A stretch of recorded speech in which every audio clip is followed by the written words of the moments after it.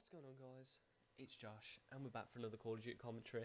In the background I've got some Search and Destroy gameplay, and we're playing actually in a game against Calyx, and do you know what? Just watch the gameplay. The gameplay itself, well, for the first 3 rounds is piss poor, I'll be honest, but when you actually start to get into the later rounds, it actually starts to come together, and you might enjoy it. But today, I've got a few side notes I want to say before I actually go into the subject of the video. Today we broke 2 milestones, which are the views and the subs. We hit 1,000 video views and 50 subs today in just over a month, which is insane. That means I averaged just under, I think it was 950 video views in a month or something stupid like that. And that, well, that's actually, well, I know a lot of partner channels which are actually hitting that a month. So if I can continue to hit that, you never know, you might see better content because I can actually afford more gear. Hopefully, we'll see about that anyway. But today I'm going to talk about how to be successful on YouTube, I suppose. And you might be thinking, why you talk about that? You're only a tiny channel, but I used to have a lot of bigger channels. I had a just under 1k sub channel. This was back before Machinima was partnering. So yeah, it shows how long I've actually been on here. And yeah, well, of course I couldn't get partner back then. And if I could, then I'll probably have better hindsight of giving you advice on partnerships and stuff like that as well. But for being successful, it pretty much breaks down to about 4 categories: content, your aesthetics, your networking, and general people skills, I suppose. Because there's no point you actually doing a commentary like doing something like this if you don't have the people skills. So let's crack on anyway. Enough introductions. We'll start with the content section. We've got a few points here which I want to just sort of point out. First of all, for gameplay commentary in the sector that we're actually working, which are, I think most of you who are actually subscribed to me actually do either upload Call of Duty or Minecraft or gaming clips in general, or are actually looking to, and well, this will be obviously this will be helpful for you guys. For gameplay commentaries, you want to keep audio and video quality to high definition. That's pretty much the standard now as far as it goes in YouTube. Every other genre is pretty much the same. They all have, like, big channels have to have, you know, a minimum requirement of HD quality, and that's just how it goes at the moment, because obviously not many people actually want to watch Dazzle quality anymore. So devices like the HD PVR, the Elgato, Blackmagic Intensity Pros, they're the things that you want to go out and buy. They are quite expensive, so if you're on a tight budget, then I'm not sure what advice to give you there if you're on a tight budget, because well, starting up a YouTube channel and being successful with HD quality is an expensive ask. Obviously, the quality that I'm using really for my audios, I'm using the same headphones that I was about 6-7 months ago. Maybe 4 months ago. That's a bit drastic.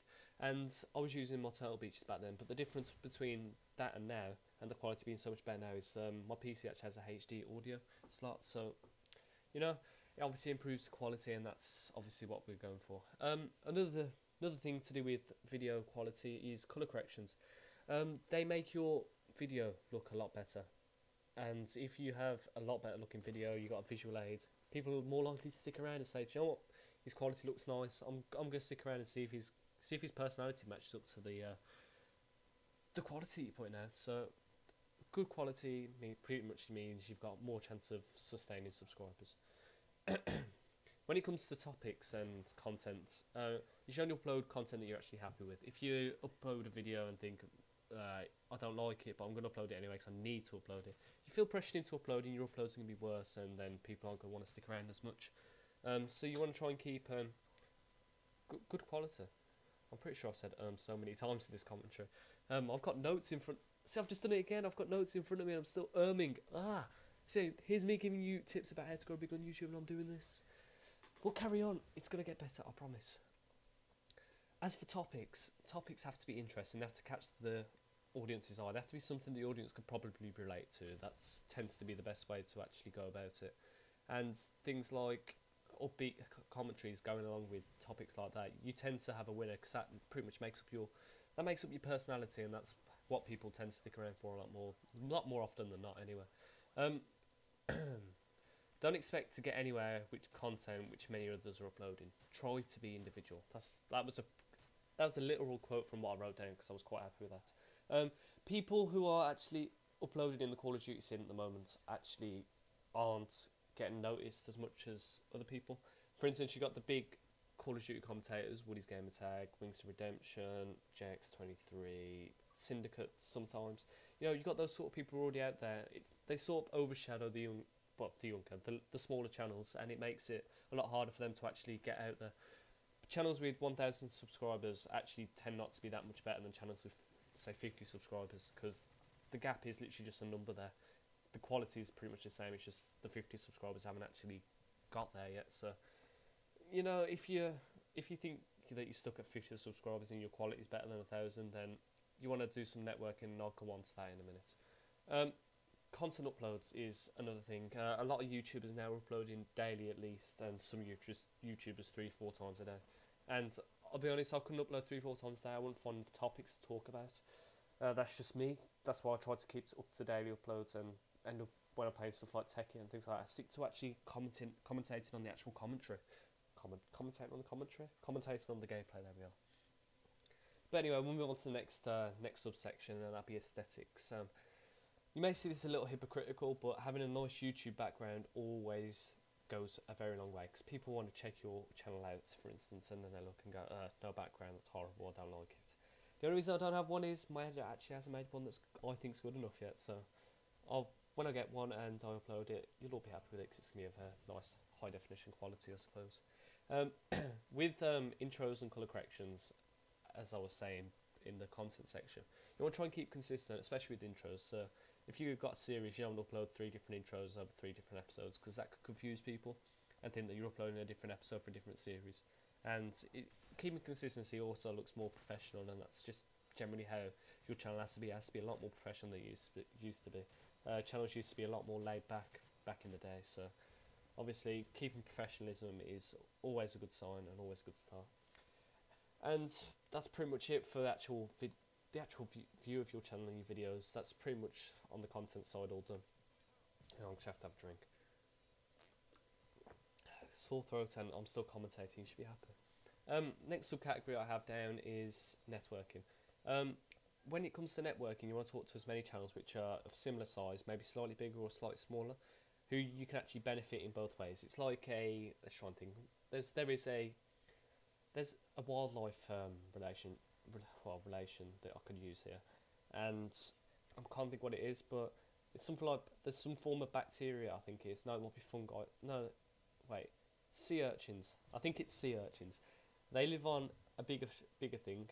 They live at Wales. They live on whales there. See, I'll get them. Basically, what they do, the whales end up getting a lot of dirty and a lot of, like, I suppose, dirt on them, and that can lead to them being ill and stuff like that. Making them less agile in the water as well. It affects streamlining a lot.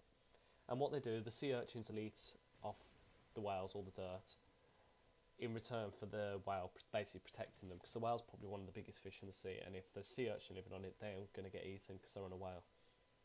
You see where I'm going with that? So that's pretty much, as long as you can benefit the channel which you're trying to contact, and they can benefit you, then the deals will go ahead. You should dual commentaries. They don't work as well as they used to, but they're always worth the try, because you can still try and branch out and gain a few subscribers here and there off each other's channels, because that's just how it tends to work like that, and that's just how YouTube goes around. Also, in regards to talk to other people, message other users on YouTube actually supposedly like similar content to what you're uploading.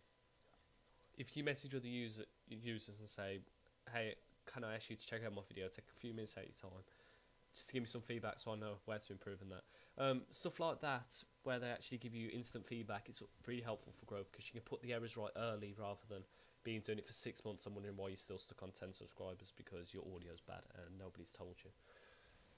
Also, another thing which could be linked to, I suppose, contacting other YouTubers, and this could help with getting into making friends and getting obviously more dual commentaries and stuff like that going, is joining community channels. One, they can upload your content to a wider audience, hopefully. Like, most community channels tend to be at least 1,000 to 10,000 subscribers strong, and even the bigger ones are 50, 60,000 subs. You know, stupid things like that. If you look at channels like Trickshot of the Day, they're huge, and they upload a different person's video every day basically, and they put the link there, and that person will get some form of recognition for people obviously going to look to see if they actually upload content like that constantly. And that's just how these community channels work. And submitting clips to them, I've just basically covered my next point with that. Submitting clips is just also another way to get in. Like JX's top 5 beats of the week. He puts your channel name in the top right, and he links you in the description. And it's pretty insane because it helps the smaller channels grow, and that's the end goal anyway. Also, one last thing to do with networking is subscriber interaction. If a subscriber asks you a question on a video, it's common courtesy to answer it straight as soon as you see it, because then at least then they know that you actually care about them. You're not in it just say, oh yeah, I'm just in it for the views or something like that. Then you got them actually bringing interaction, and if they see like that they like your interaction, they stick around a lot more and they tend to watch your videos a lot more. And then I've got a few people skills which I want to put in there. I know this has been like sort of wrapped up really quickly towards the end because I spent ages talking about the content. Try and be as friendly to your audience as possible, because if you're friendly to your audience, they're going to like actually sticking around, and it's always good because then you're just going to be happy in general. Enjoy what you're doing, because if you don't enjoy what you're uploading, then the chances are your audience aren't going to enjoy what you're actually uploading. You have to be enthusiastic up and, you know, really, really, really ready to actually upload a video, and then once you've done that, you're set to go, really. I'll put a little thing in here saying don't be in it for the money, but because that's the reason a lot of YouTubers are actually starting channels now. They're like, oh yeah, I want to get partnered, want to get monies, I want to do this, I want to do that, I just want a job out of it. The core of YouTube was made for having fun, and that brings me on to my last point: have fun. If you're not having fun, then YouTube's not for you. You shouldn't be doing it because you're just wasting your time if you're not having fun. Anyway, I've got one final point, which I suppose goes sort of into the uncategorized section which I had, and sort of into the content. Don't wait for a viral video to be noticed. Don't wait for a video that's going to hit the top of the search bar to be noticed. Get out, do as much networking as possible, grow your sub base first, and then you're going to have people that stick around for everything that you upload. But that's all I've got time for. I'm overrun a little, so I'm going to throw another gameplay in the background. I'm not sure which one yet. Probably some of the mission gameplay from yesterday.